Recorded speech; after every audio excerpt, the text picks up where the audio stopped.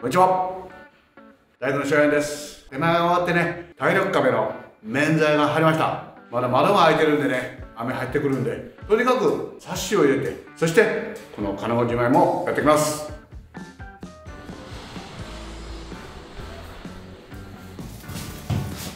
新しい予防というか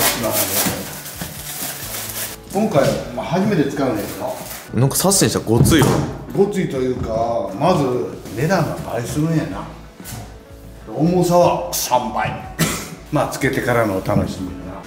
この頃の建物がね、ちょっと雨に弱いんですね。弱いというかね、濡らしたくないんですよね。特に構造用合板の下地のこの床ですね、これ濡らしますとね、ベコベコになってしまうんでね、今回はヒノキの構造用合板なんですけどね、とにかくこの外回り面材は貼ってあるんですけどね、サッシを入れてこの建具を早急に入れたいですよね。ですからもう何はともあれ、まずはサッシ、雨が入らないようにしていきます。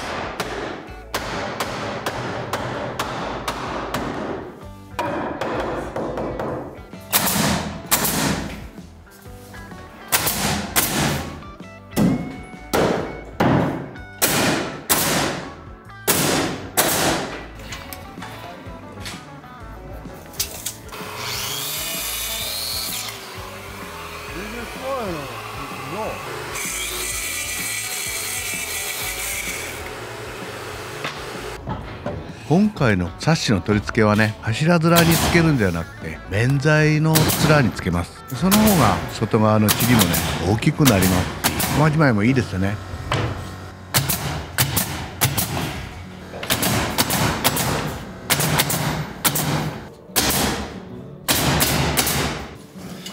ではサッシを取り付けていきます。これ今取り付けているのは2階の小窓なんですけどね、同じような形の同じ寸法で並んでるんですけども、この頃サッシってね変わりましたよね。普通こういうサッシですと外に旗があるか横に開くか、普通は外に開くんですけどね、このサッシは内側に開くサッシなんですね。ですからなかなかね、開いた状態で持っていけない。初めて取り付ける難しさが分かったんですけどね、ちょっと取り付けるのには厄介なサッシですね。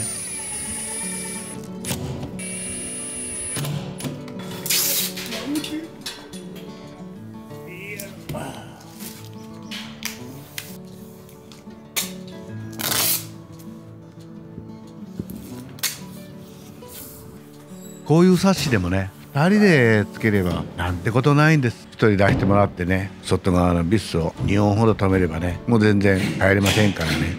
一番サッシ取り付けで変わったのは、サッシ枠に建具が一体としてついてるってことなんですね。顔を出したり手を出したりできない、こういうパターンなんですね。このサッシが変わったとこだ。こう引くじゃないの。上が開くん。開くね。見とるよ。こんな感じな。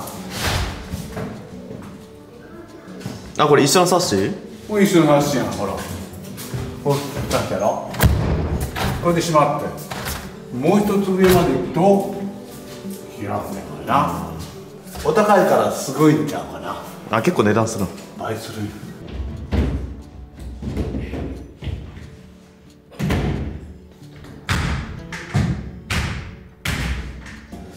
これで玄関以外のねサッシは入ったんで、今度は間柱と筋交いを入れていきます。今の建物はね、こういう風に床の捨て張りが先行します。ですから床の捨て張りの上から間柱も筋交いも入るようになります。念のためにねシートを貼ってあるんで、まずこのシートをめくって、そして間柱の位置を隅を出して、そして間柱筋交いを入れていきます。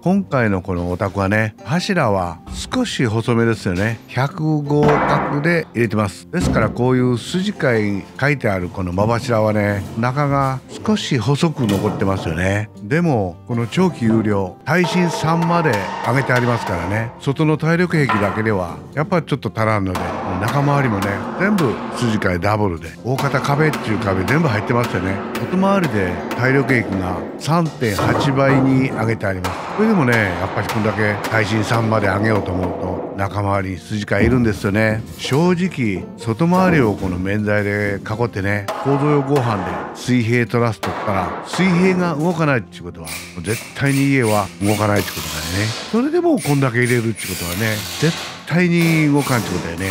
でも震度7を超えるような災害が起こってね、地面が割れる、地面が隆起したり、そういうとこまでね災害がひどくなりますと防ぎようがないでしょうね。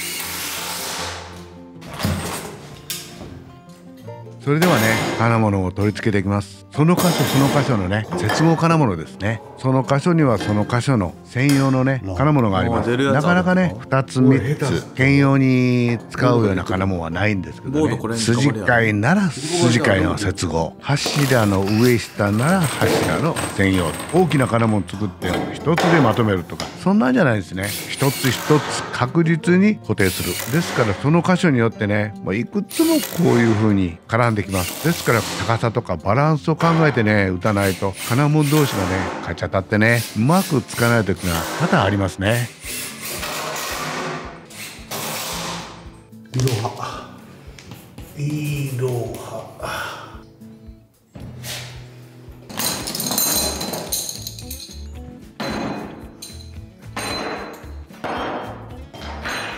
いとかへとかそれがあるかなものを指すってこと？これや全部の柱についてるわけではないんや。柱についてるわけで誰もわからない。コンピューターしかわからない。あ、これは計算上のなんかで全部決まってるんか。昔と違ってね今の建物はもうこの丈夫になった、特にこの耐震3を取っていくってことはねそれは丈夫になります。高度計算の専門家でないからあんまり自信持って言えないんですけども、耐力壁の数だけじゃないんですよね。耐力壁の数と耐力壁のバランスっていうのがついてくるんやね。数だけあってもバランスが悪かったらここに壁を作りなさいよ、下に耐力壁を作ったら2階にも必ずそこに耐力壁を作りなさいよっていうのが長期有料のこの耐震3の難しいところなんですよね。ですから耐震1とか2のね普通の住宅ですとねもっとこの自由に間取りができるんですけど、ちょっと間取り的にね制限がくるっていうのが厄介なところですよね。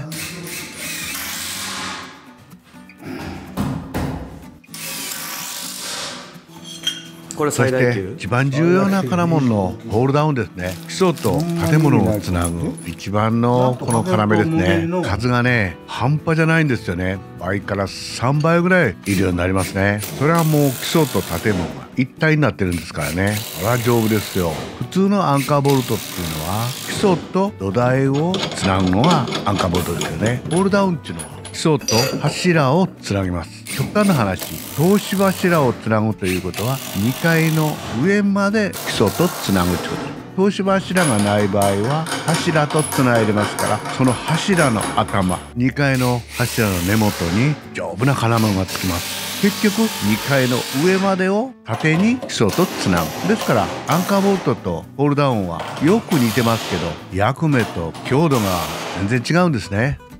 後日ねやっと玄関サッシ入ってきたんでね取り付けます。玄関サッシはドアではなくてね今時の片引きですね。自分はねドアが好きなんですけどね、使い勝手は片引きはやっぱいいでしょうね。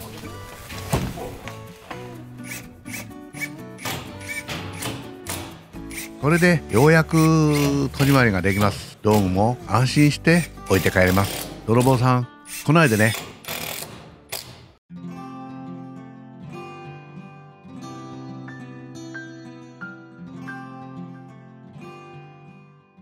これでサッシが入りました。馬柱筋交いも入ってね金門締まりまでできました。